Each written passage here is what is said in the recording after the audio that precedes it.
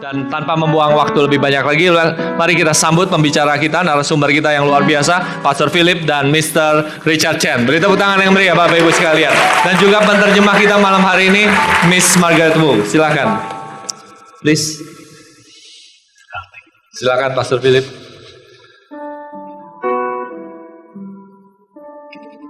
Kok mereka santai-santai, saya sendiri yang resmi sendiri ya, gitu ya. Oke, mungkin Pastor Philip ingin menyapa pembicara atau jemaat semua. Halo. Ini. Oke, kita akan segera mulai sesi tanya jawab kita, question and answer pada malam hari ini. Pertama untuk ditujukan kepada Mr. Richard Chen. Untuk pertanyaan yang pertama yang masuk ke dalam email kami adalah kemarin dikatakan bahwa Mr. Richard memiliki perusahaan keluarga, dan ini Mr. Richard Chen adalah generasi kedua dari pemilik dari bisnis ini, dan mungkin bisa membagikan kepada kami pada malam hari ini bagaimana Anda menjalankan bisnis keluarga ini. Tentunya kalau kita tahu bisnis dengan ayah kita, dengan yang senior kita bukanlah suatu hal yang mudah. Mungkin pasti ada terjadi konflik, perbedaan pendapat, dan bagaimana Anda menjalankannya di dalam perusahaan Anda. Mungkin waktunya kami berikan. Terima kasih.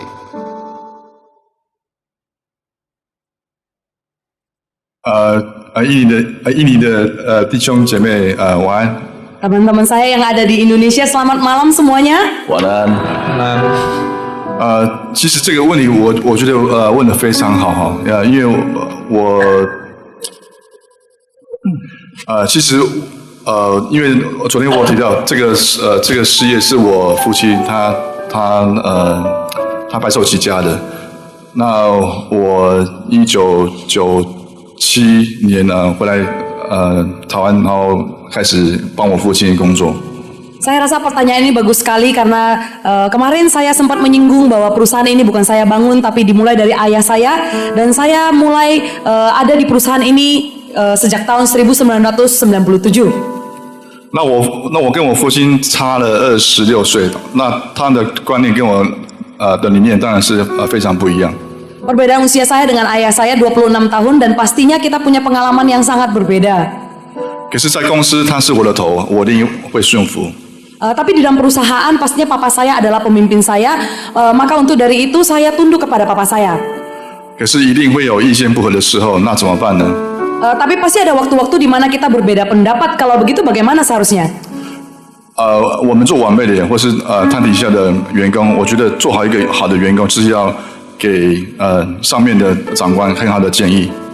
Saya rasa untuk kita yang bekerja dan kita menjadi orang yang dipimpin, kita belajar untuk mendengarkan pendapat pemimpin kita. 那不一定父亲会听进去或者是怎么样，可是我觉得，假如说你建议是对的话，我觉得时间可以证明一切。就是说我当初做的建议是正确的。 Dan walaupun tidak setiap kali ayah saya benar, kita bisa menunggu dengan berjalannya waktu, kemungkinan akan terlihat sebenarnya mungkin yang kita katakan itu benar. 在座的我相信有很多的第二代，对不对？ Di tempat ini saya percaya banyak sekali generasi kedua, benar kan? 我觉得第一的，我觉得我们要存一个很感恩的心，就是谢谢我们的父亲或是爷爷，就是创造这个企业给我们去来帮忙接手。 Pertama-tama saya rasa kita harus memiliki hati yang bersyukur atas apa yang sudah dirintis oleh ayah maupun kakek kita. 当公司面临到危机的时候，我觉得大家就是要坐下来好好的谈一谈我们公司的未来是要怎么运作。 Saya rasa ada waktu yang dibutuhkan untuk setiap anggota keluarga membahas kemana perusahaan ini akan dibawa. 那一定要有耐心。 Dan pastinya harus ada kesabaran. 那其他的就交给上帝吧。 Selebihnya kita juga serahkan semuanya ke dalam tangan Tuhan. 那这是我的答案。 Dan itu saya rasa jawaban dari saya. Oke, beri tepuk tangan dulu untuk Pak Richard. Tadi dikatakan, oke, biar.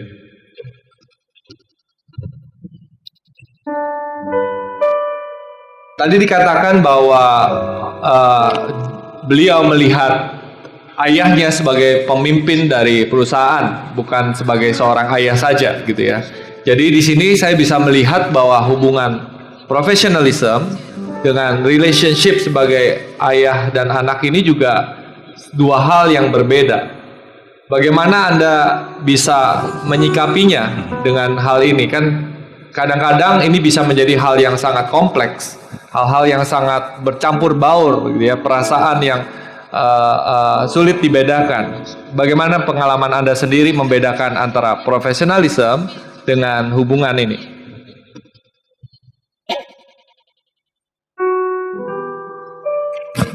我刚那个问题没有听得很清楚，那可以翻译吗？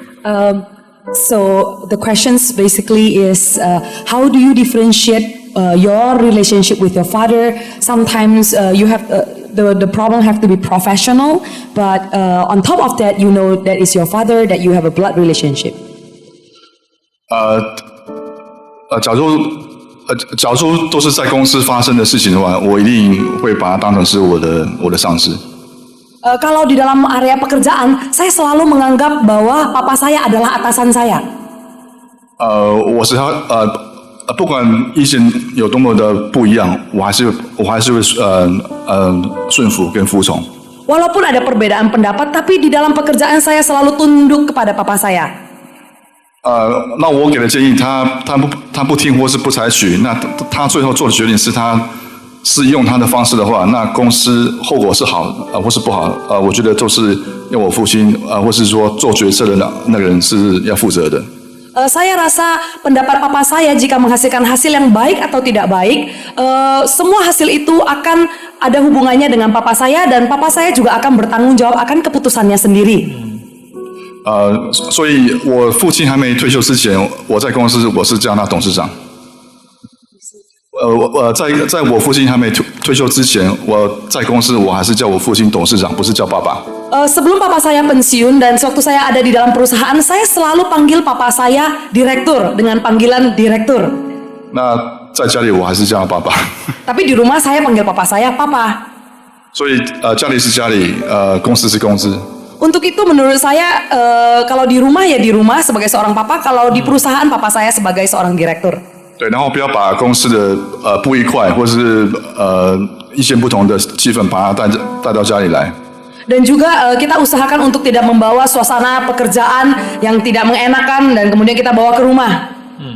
OK， 那这是我的答案。 Wow, prinsip yang luar biasa sekali ya, betul Bapak Ibu sekalian ya, bisa memisahkan antara hubungan profesional dengan relationship. Dan juga tadi setelah waktu kita mempersiapkan talk show hari ini, Mr. Richard Chen juga katakan bahwa memimpin perusahaan ini tidak hanya sendirian berdua dengan ayah, tapi juga ada adik ya, ada kakak atau ada saudara laki-laki yang lain. Bisa cerita bagaimana hubungan ini bisa berjalan dengan baik? Kan kadang-kadang kakak adik aja, saya punya anak dua aja rebutan mainan gitu ya. Apalagi di dalam bisnis, bagaimana Anda menjalankannya dengan saudara Anda? 我上面我还有个哥哥，然后我下面还有弟弟。其实我父亲他已经退休6年了，那公司是由我们3个兄弟在负责。 Saya ada seorang kakak dan saya juga ada seorang adik, di mana setelah papa saya pensiun, perusahaan ini diserahkan kepada kami bertiga. 不要说兄弟的，我说连父亲都会吵架。 Saya mau katakan ya, jangankan adik, sementara dengan papa sendiri aja kadang bisa ada perbedaan pendapat dan berantem. 所以我跟我哥跟我弟弟当然是意见会很不同。 Dan pastinya saya dengan kakak adik saya sendiri juga punya perbedaan pendapat yang banyak. 可是当一个公司其中的一位老板，我觉得也是一个好伙伴。我觉得好的建议，我们一定要是提出来给我的哥哥跟我弟弟的分享。 Saya rasa sebagai salah satu daripada pemimpin perusahaan ini, saya tetap membagikan visi yang saya dapat dan pendapat-pendapat yang baik kepada kakak adik saya.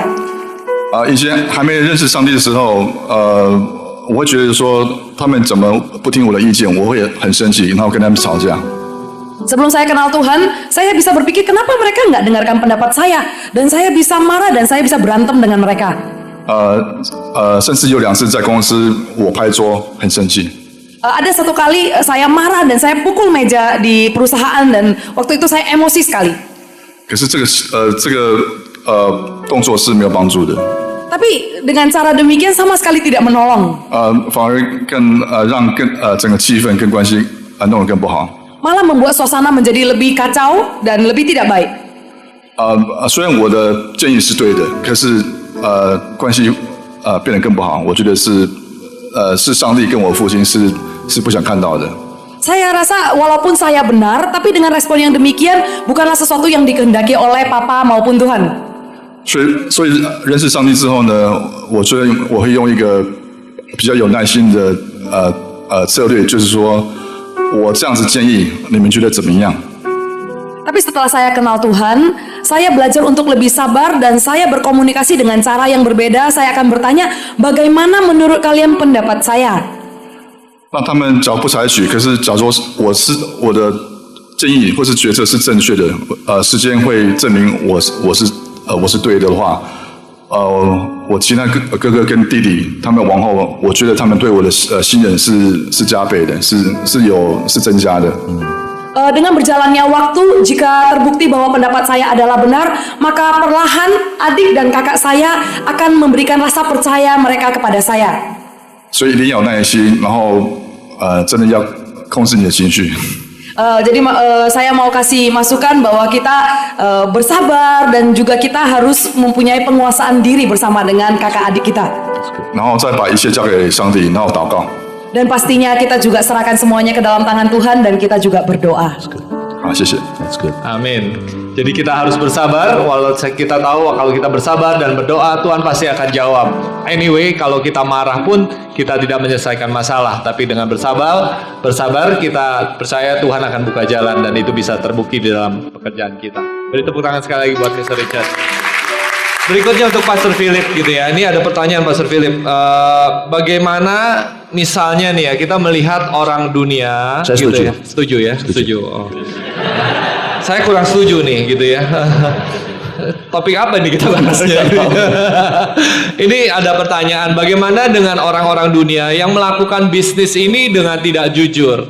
Mereka menyuap, mereka melakukan hal yang nggak benar, bahkan kehidupan pribadinya pun juga nggak benar, Pastor Philip. Keluarganya, istrinya ditelantarkan, anak-anaknya mungkin ditinggalkan untuk bisa ngerjakan. Pokoknya mereka ini kafir dan mereka tidak mengikuti prinsip-prinsip Alkitabiah. Tapi kita bisa melihat hidupnya itu diberkati. Hati-hati dengan mungkin kita perlu watch out dengan kata berkat. Ya. Punya duit nggak tentu diberkati. Amin. Karena begini, seseorang kalau hidupnya nggak benar sama Tuhan, maka semuanya akan salah kaprah. Tinggal tunggu waktu saja. Maksud saya begini, orang itu asal dia pinter, ulet, koneksi banyak, punya modal, strateginya wahid, pasti bisa berhasil suatu waktu, sementara waktu. Dia masih bisa lanjut di dalam keberuntungan, tapi cepat atau lambat, firman Tuhan tidak akan pernah gagal. Apa yang kau tabur, pasti akan kau tuai. Jadi jangan pernah tolak ukur kita adalah materi, nanti menipu sekali. Kebahagiaan dari Tuhan itu satu paket dan komplit. Mari kita susun dengan benar, God first, then people, then money. Kalau kita bisa seperti itu dalam hidup kita, bahagia kita akan penuh. Amin. Tepuk tangan. Beri tepuk tangan. Pertanyaannya dijawab dengan bagus sekali sampai saya terkagum-kagum gitu ya. Nggak bisa menjawab lagi Tangan. gitu ya. Oke. By the way, saya ada tambahan yang pertama tadi juga. Oke. Di dalam kongsian aja susah, apalagi sama keluarga. Ya. Karena itu kalau sama keluarga, baik itu atas orang tua atau saudara, kita perlu menurunkan ekspektasi kita. Jangan idealistis, nanti kecewa. Biasanya orang kalau ekspektasinya tinggi, gampang jatuh. Jatuh hati bukan jatuh cinta, tapi kecewa. Ya. Dan tingkatkan toleransi dengan banyak diskusi dan doa. Nanti dengan waktu akan terjawab sendiri. Biasanya kalau orang dalam bisnis nggak akan maunya perang dunia. Awal mulanya masuk adalah mau untung bersama. Jadi dengan diskusi, pelan-pelan dengan doa. Kalau sekarang kita bicara malam ini tidak tembus, besok atau mungkin minggu depan, kalau mendesak bisa berapa hari lagi, tunggu waktunya. Biasanya mempan. Tapi kalau sampai ujungnya nggak mempan juga nggak apa-apa. Berserah sama Tuhan seperti yang dikatakan tadi, sabar. Nanti ada waktunya. Ternyata Anda benar. Kalau memang Anda benar, lakon menang belakang, mereka pasti melihat kebenarannya. Dan di fase berikutnya, hubungan jauh lebih matang. Karena mereka meningkat percayanya kepada Anda. Masalah di dalam bisnis kebanyakan itu bukan uang. Orang itu banyak yang pinter otak bisnisnya tapi nggak bisa berhasil karena masalah mereka membangun hubungan. Kalau itu bisa kita lakukan dengan baik sebagai CEO atau sebagai yang dipercayai pokoknya, kita nanti kebanyakan itu komplikasinya terjadi ketika masalah itu selesai. Ada luka yang terlanjur terjadi oleh karena kata-kata kasar. Nah itu nanti luka dibawa jadi komplikasi, masalah yang akan datang sudah bukan masalah lagi, dan masalahnya pribadi. Nah banyak orang tidak punya self control itu. Karena itu kalau kita sudah nggak bisa lagi notok, apalagi keluarga, jangan cerai, jangan berantem, jangan pecah, cukup letakkan di kaki Tuhan. Nggak akan bangkrut pasti. Tuhan pasti akan topang. Di fase berikutnya hubungan pasti lebih indah kalau Anda bersabar tidak melukai. Amin. Ya, bless you. Jadi kalau ketika kita membangun usaha ini, hubungan ini prioritasnya nomor 1 ya dibanding dengan harusnya profit. Gitu. Ya, people dan profit. Ya. Oke. Tuhan dulu, people dan profit. Oke, menyambung pertanyaan topik yang dibicarakan tadi itu menarik sekali. Nah, bagaimana ada pertanyaan juga nih, Pastor Philip. Bagaimana caranya kita memilih partner bisnis yang tepat? Kalau bicara tadi tentang hubungan gitu ya. Kalau tadi Mr. Richard emang dengan saudara-saudaranya, tapi kita sebagai pebisnis di sini kan mungkin nggak ada saudara, tapi mitra bisnis kita mungkin orang yang belum Kristen, boleh nggak sih? Ya. Terus didulukannya mana, yang Kristen, apa yang profesional, apa yang bagaimana? Ada kriteria? Saya ada sebuah hikmat yang saya mau bagikan, tapi sebelumnya saya mau lemparkan bola terlebih dahulu ke Brother Richard. Meskipun beliau pekerjaannya adalah family business, bukan kongsian dengan orang luar, tapi observasi beliau sebagai seorang yang berkecimpung di bisnis dengan banyak pengusaha-pengusaha, lihat kongsian mereka, pasti ada observasi yang patut kita bisa petik hikmatnya. Ya. Waktu tadi Brother Richard katakan di ruang meeting bersama-sama, itu bisa dibagikan nggak sama mereka? Luar biasa, Brother Richard baru 2 hari di sini udah bisa bahasa Indonesia. Saya bicara bahasa Indonesia, udah bisa dijawab, itu luar biasa. Coba ada delay aja. Delaynya nggak lama, 5 detik gitu ya. Please.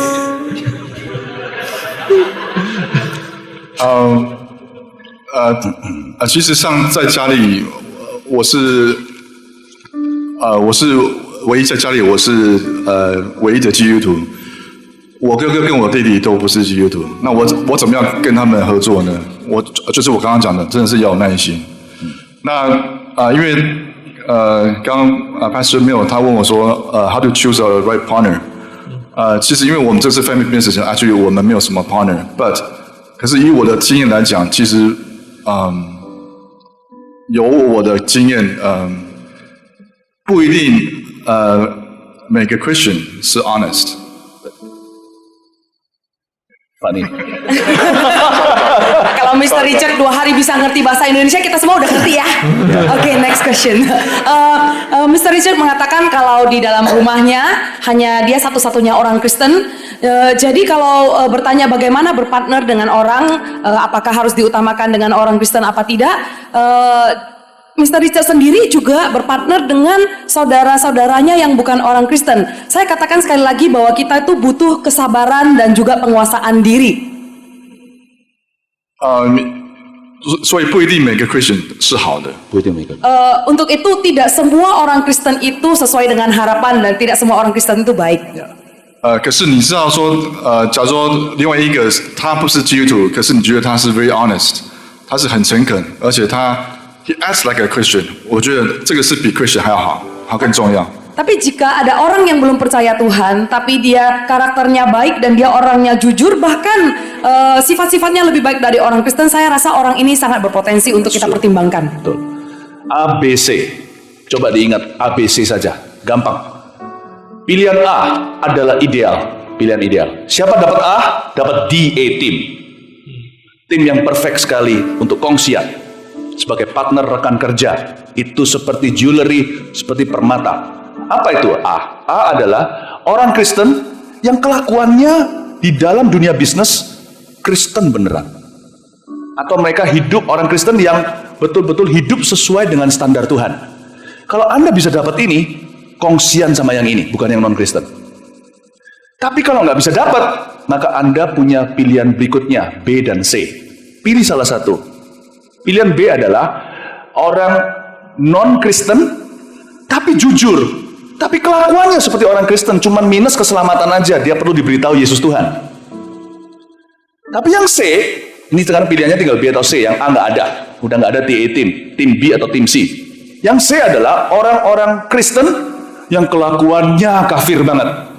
Munafik sekali, depan belakang lain, bicara Tuhan di gereja, tapi di luar ambil uang Anda. Tidak kembalikan.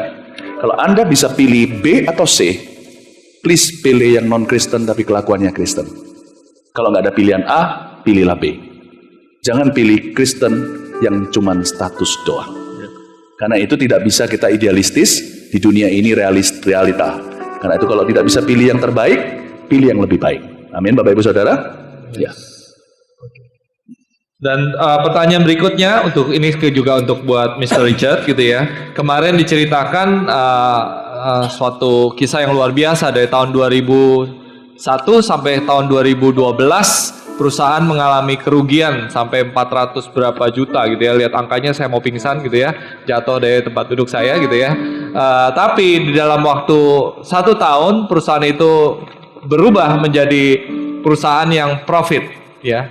Bisa diceritakan sedikit tipsnya kepada kita semua pada malam hari ini. Bagaimana mengubah perusahaan dari yang rugi jadi untung.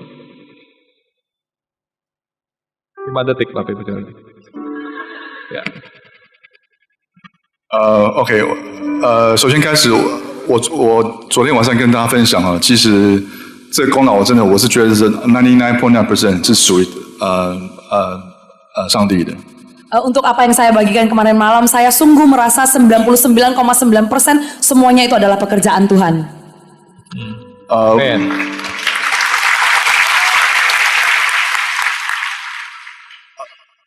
我接这个赖手流程序的时候，我看到我们的客户，我觉得很复杂。当时我接这个时候，我们有17个客户。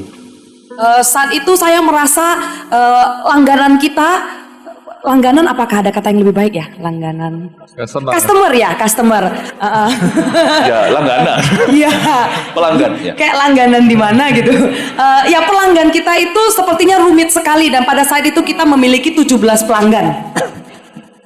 我觉得复杂之后，我在短短的半年内，我把它砍成剩下5个。Dan dalam waktu setengah tahun dari 17, saya potong menjadi 5 pelanggan. 我觉得上帝也给我一个 gift， 我觉得，因为我知道说我要 serve 的客户是哪几个。Saya rasa Tuhan juga memberikan hikmat untuk memilih pelanggan mana yang harus saya pilih.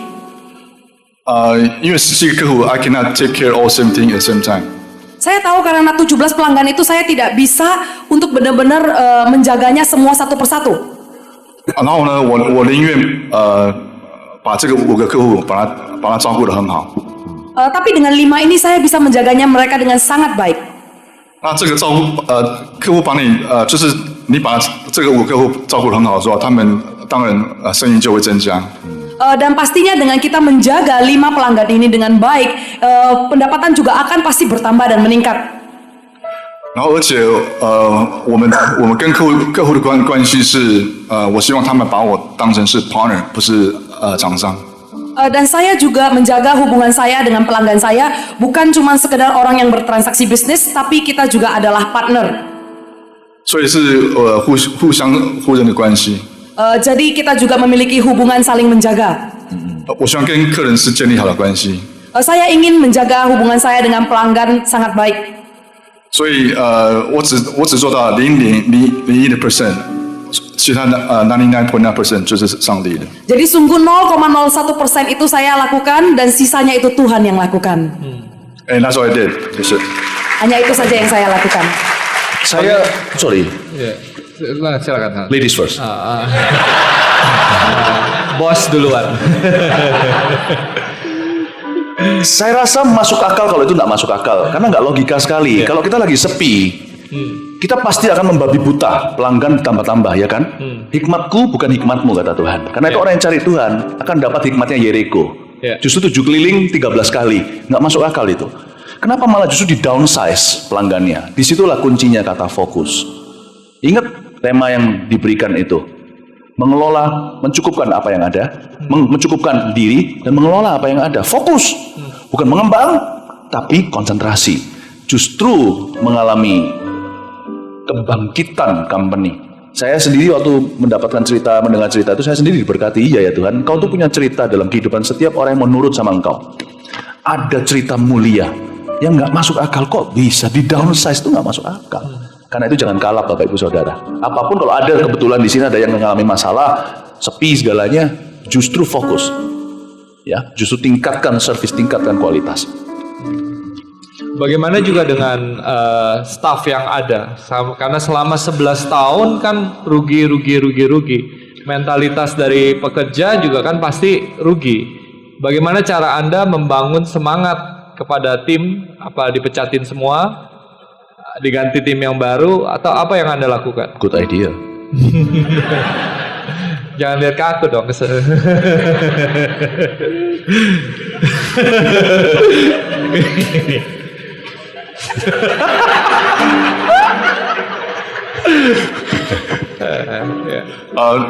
其实这个问题问得非常相当好哈，因为我的做法因为这2天来我跟腓力牧师真的聊很多，其实我的其实做法其实跟他很多的方面都是很类似。Pertanyaan ini sangat amat baik dan beberapa hari ini setelah saya ngobrol-ngobrol dengan Pastor Philip, saya merasa cara berpikir kita itu hampir sama. 我做决策跟开会的时候，我希望把我的整个 team 都叫来一起开会。Saya senang untuk mengadakan rapat bersama dengan semua tim saya. 有什么问题，我希望大家一起来讨论。Saya harap jika ada masalah, kita semua berembuk dan kita semua berunding bersama-sama. 那同时他们有问题，我希望他们也来找我讨论。Dan sama juga kalau mereka menghadapi masalah, saya harap mereka juga bisa datang temuin saya dan berbicara dengan saya. 可能他们做出了的，或是做出了的建议，搞不好会比我的还要更有效。Jangan-jangan pendapat yang mereka berikan itu bahkan lebih efektif daripada pikiran saya ataupun pendapat saya sendiri. 那我就会采取他们的建议。Saya bisa dengarkan pendapat mereka. 不是我老板一个人说了算。Bukan hanya memperhitungkan pendapat saya karena saya adalah seorang bos. 所以这个才是我觉得在我当中，我觉得这才是一个好的老板。Saya rasa dengan cara demikian menjadikan kita bos yang baik. 那同时我会给他们很多的鼓励。Dan biasanya saya bisa memberi dorongan yang positif kepada setiap dari pekerja saya. 对，然后我同时会让他们看到未来，不是短期的1年到2年。Dan sering sekali saya memberi mereka gambaran jangka panjang, bukan hanya gambaran atau visi 1 tahun, 2 tahun. 我甚至会跟他们讲说，我们中长期5年到10年。Dan saya sering memberi gambaran 5 sampai kepada 10 tahun. 公司的方向是要怎么做，我都会本身亲自来跟他们解说。Dan apa yang akan perusahaan lakukan ke depannya, saya sendiri secara pribadi menyampaikan kepada pekerja-pekerja saya. 然后呢，让他们有盼望，跟有一个信心，跟我们公司一起成长。Dan saya juga membuat mereka untuk melihat pengharapan dan juga membuat mereka melihat sebuah kepercayaan di mana mereka bergabung bersama-sama dengan saya. 然后这样子，我觉得就是会让他们恢复他们的信心。Dan dengan demikian kita bisa membangkitkan kepercayaan mereka. 那他们有信心，他们做事就会比较有效率，然后对公司也真的是比较中肯。 Kalau rasa kepercayaan mereka bisa dibangun, maka pekerjaan mereka terhadap perusahaan juga akan lebih efektif dan juga mereka lebih bisa memikirkan perusahaan. 我相信我一个老板，我相信我的头脑不会比10个人的头脑好。Saya percaya sebagai seorang bos, otak saya sendiri tidak bisa dibandingkan dengan 10 pemikiran atau 10 otak orang lainnya. 所以我很喜欢找我的team 开会，就是我想听他们的声音跟他们的意见。 Untuk itu saya sering mengajak tim saya untuk pertemuan karena saya ingin mendengarkan pendapat daripada mereka. 然后其他最重要一点是，我觉得要让他们有参与感。 Dan yang terpenting adalah kita juga membuat mereka merasa mereka berpartisipasi, mereka ikut partisipasi. 让他们觉得说他们是在公司是扮演很重要的角色。 Dan membuat mereka merasa bahwa mereka mengambil peran penting di dalam perusahaan. 那这是我的答案。 Wow, beri tepuk tangan sekali lagi buat Brother Richard. Dan saya tahu juga ketika kita bercerita tadi dengan profit yang diputar balik di dalam waktu 1 tahun ini membuat sebuah kesaksian yang luar biasa tentang imannya kepada Yesus tentunya, karena Brother Richard sendiri membuat statement, berikan aku 1 tahun untuk Tuhan bersama aku membuktikannya. Brother Richard bisa cerita sedikit apa yang terjadi ketika selama 1 tahun itu benar-benar terjadi profit, dan dampaknya apa untuk iman Anda kepada staff yang kebanyakan yang non-Kristen itu?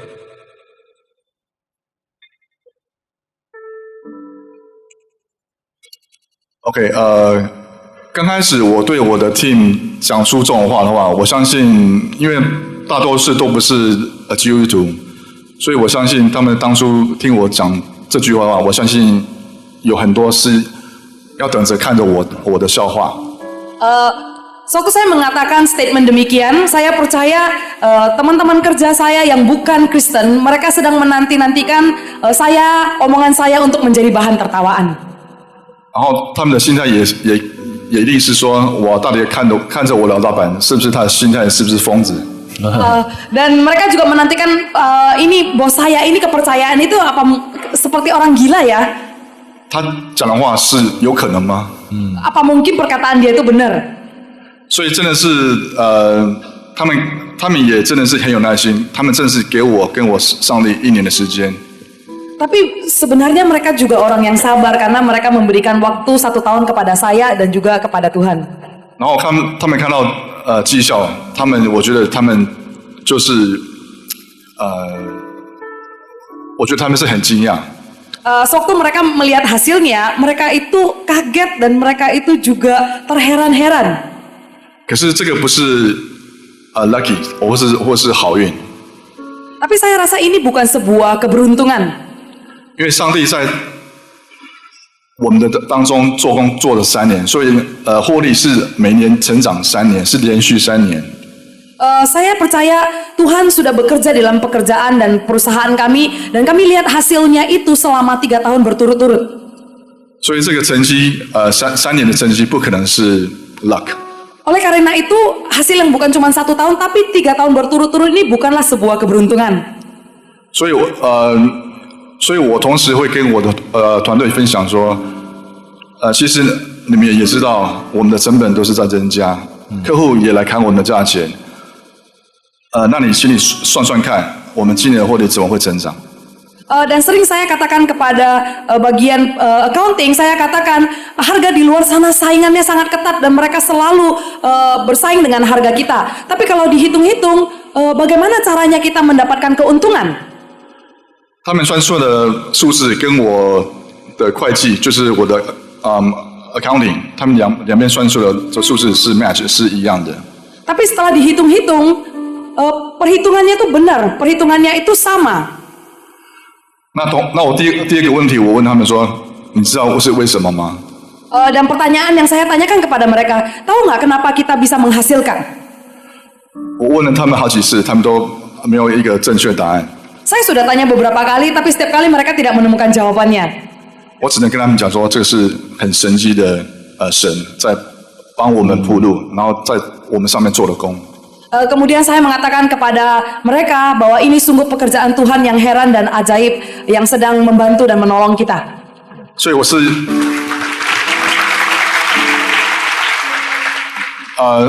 是用这个方式来给我的团队鼓励跟慢慢相信说，我们上面真是有一个真活真正的神，他是随时与我们同在，然后真的你有交托跟依靠的话，他真的会成就你的。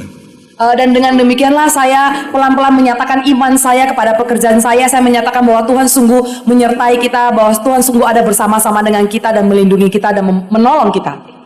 谢谢。 Amin. Saya mau lemparkan pertanyaan ini melibatkan semua audiens untuk bisa libat di talk show ini. Sekarang giliran saya pertanyaan untuk Anda. Bagaimana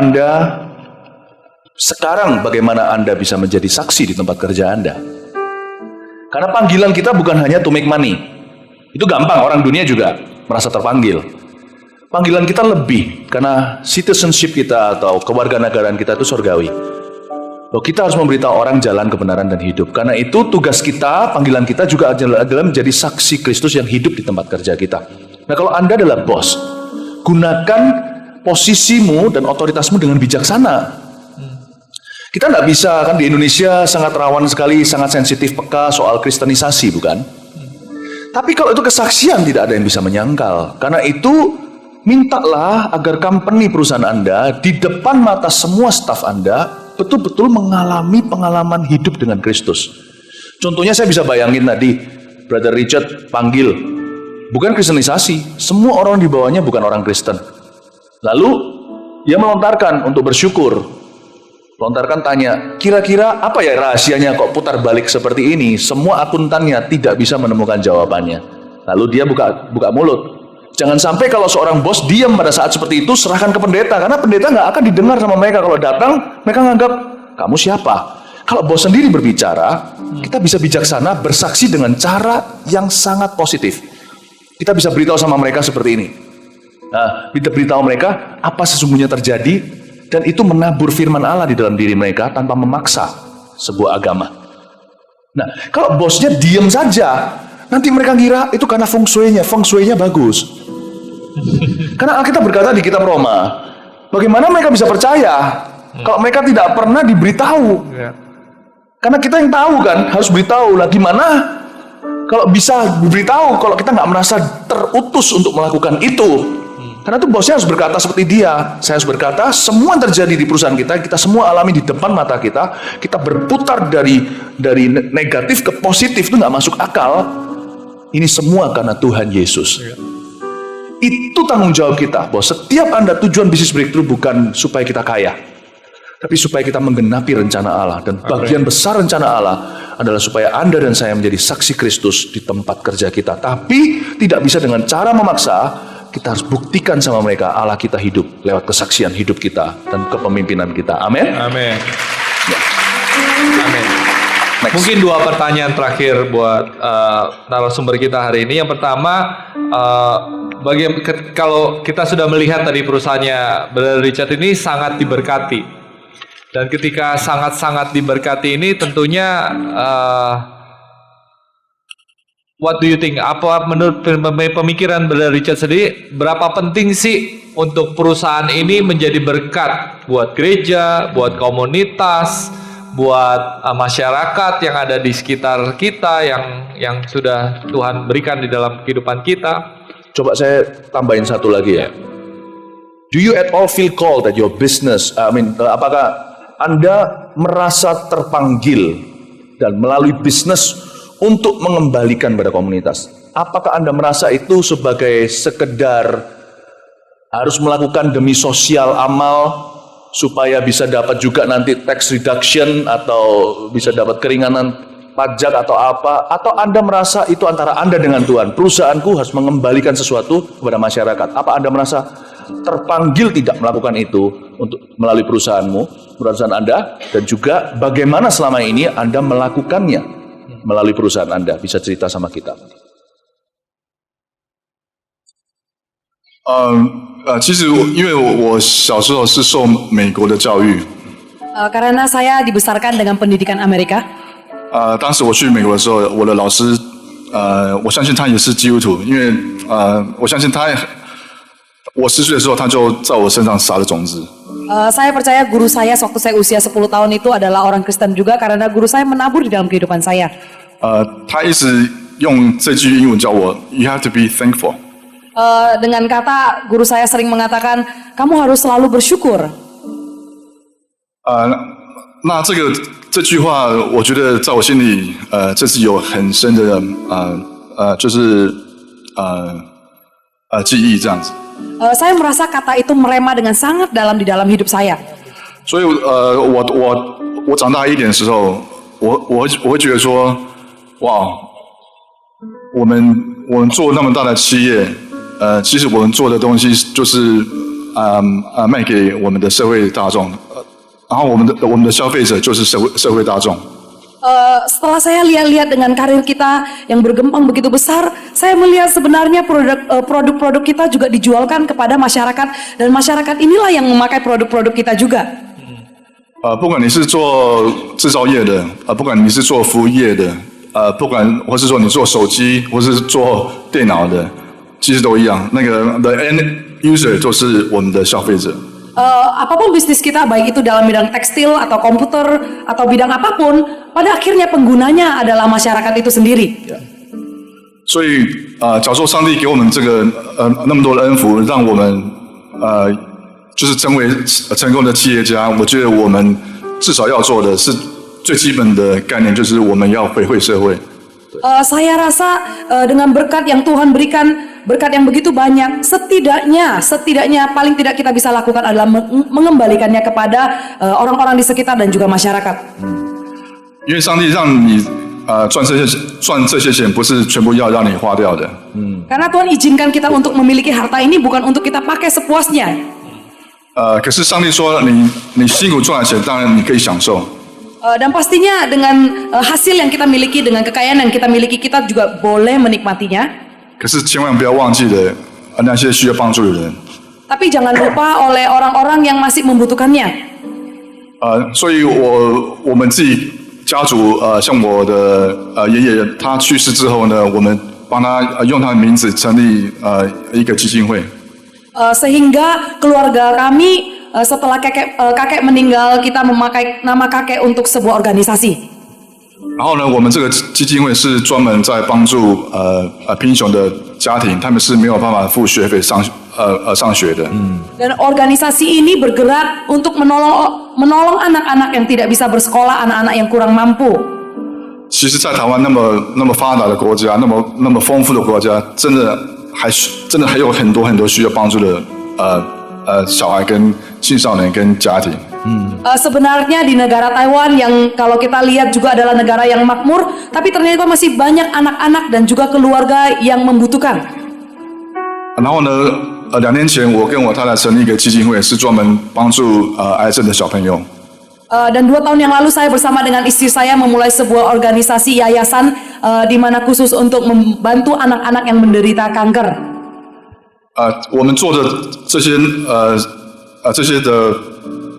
的启发，其实都不是为了说我们要帮我们的公司做个 CSR 工作，其实我们正是需要说，我们正是从心里里面发出的这个爱心，要去帮助人。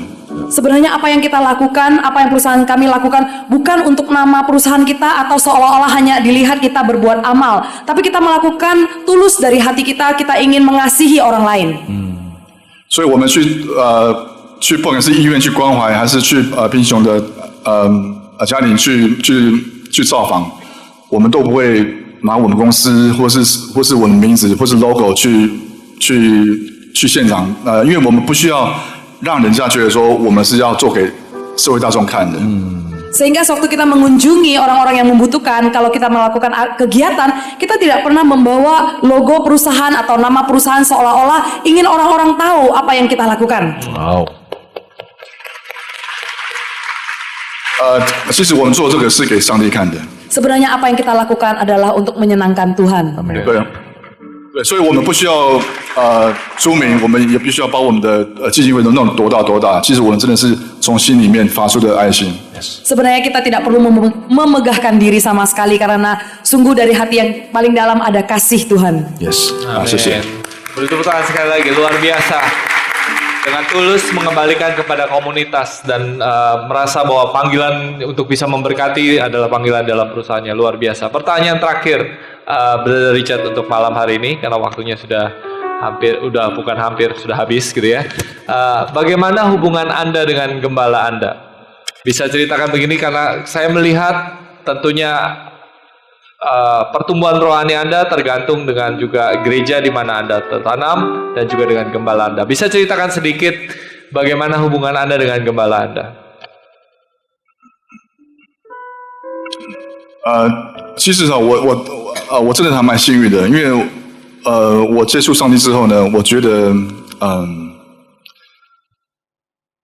把最好的遗产给我的小朋友，就是让他们来接触跟认识上帝。 Sebenarnya saya sangat diberkati setelah saya mengenal Tuhan. Saya merasa saya punya warisan yang paling berharga untuk saya turunkan kepada anak cucu saya. 对，不是说你赚多少钱，然后留给他们。 Bukan tentang seberapa banyak engkau kumpulkan dan seberapa banyak harta yang engkau miliki untuk diwariskan kepada mereka. 所以，假如说我没有出差，我在台湾的话，我一定每天礼拜天早上，我一定会自己开车送我的小朋友，我们一起去教会。 Sehingga kalau saya tidak keluar kota dan saya tidak bertugas, saya akan meluangkan waktu pribadi untuk mengantarkan anak-anak saya ke sekolah. 然后呢，让我们全家跟我的小朋友，他们不管是我们是在聚会，或是听牧师讲道，或是让我们小朋友去上主日学，我希望我们全家都可以收到上帝的爱。 Saya akan meluangkan waktu baik itu pergi bersama-sama atau ke gereja di mana anak saya juga bisa datang ke gereja anak. Kami merasa kami bisa mendapatkan kasih dari Tuhan bersama-sama. 然后呢，让我们全家可以更亲近神。 Dan itu juga membuat sekeluarga bisa lebih dekat kepada Tuhan. 然后另外我觉得另一点I'm very 真是 feel blessed， 因为其实我每个礼拜四就是 every Thursday 下午其实我会跟牧师一个 one on one 的做一个 fellowship。 Sebenarnya saya merasa saya sangat diberkati karena setiap hari Kamis saya berjumpa dengan gembala saya dan kami memiliki hubungan one on one. Kami bertemu muka dengan muka dan kami meluangkan waktu bersama-sama. 那因为我觉得这位牧师真是也对我很有耐心，因为我说实在的可能上帝要饶恕我吧，因为我自己本身圣经看得不多。 Sebenarnya gembala saya juga sabar sekali dengan saya. Tuhan sendiri tahu kalau saya ini juga bukan orang yang gampang dan saya juga banyak melakukan kesalahan dan saya ini layak mendapat hukuman. 可是透过跟这位牧师做 fellowship， 我真的是可以学到圣经里面的很多的teaching。 Tapi dengan fellowship dengan pastor saya dan gembala saya belajar banyak tentang kebenaran firman Tuhan. 然后你有什么很私人问题你有觉得很纳闷或是想问的话，其实我跟他 one on one， 其实我可以跟他分享，其实真的很多。 Dan juga dengan gembala saya bertanya dan saya juga sharing hal-hal pribadi, hal-hal yang menurut saya tidak saya bagikan kepada orang-orang. 谢谢。 Wow, beri tepuk tangan sekali lagi. Ternyata di balik suksesnya bukan hanya ada istri yang luar biasa, tapi ada gembala yang luar biasa juga. Mungkin Pastor Philip bisa menutup sesi talk show ini dengan berdoa buat Brother Richard, atau ada hal-hal yang ingin disampaikan? Ya, mari kita berdoa buat Brother Richard bersama-sama ya. Kita panggil berdiri bersama-sama.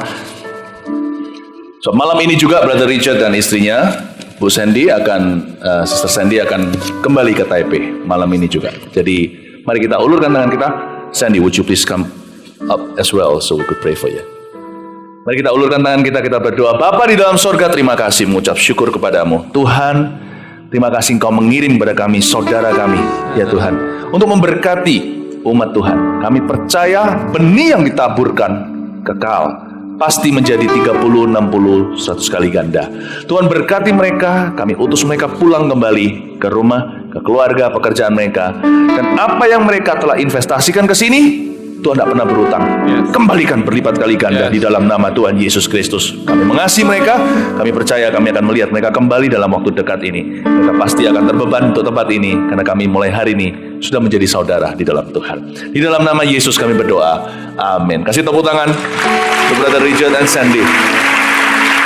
Dan juga untuk Miss Mac dan juga Pastor Mil yang sudah translate dan host. Beri tepuk tangan untuk mereka juga. Haleluya.